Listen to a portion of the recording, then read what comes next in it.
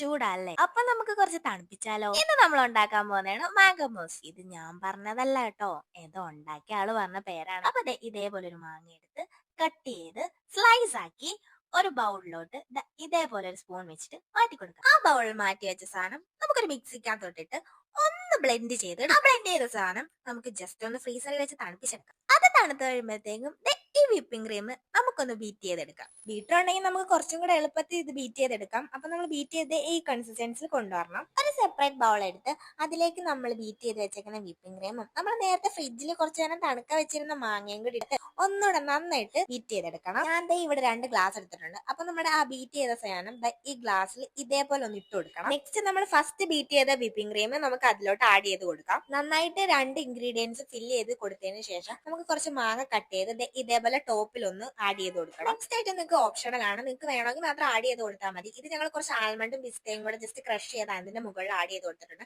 അപ്പൊ ഇത്ര ഡിലീഷ്യസ് ആയിട്ടുള്ള ഒരു ഡെസേർട്ട് പ്രിപ്പയർ ചെയ്ത ഷെഫാണ് ഇരിക്കുന്നത്. അപ്പൊ നെക്സ്റ്റ് വീഡിയോ കാണുന്നേരം ബൈ.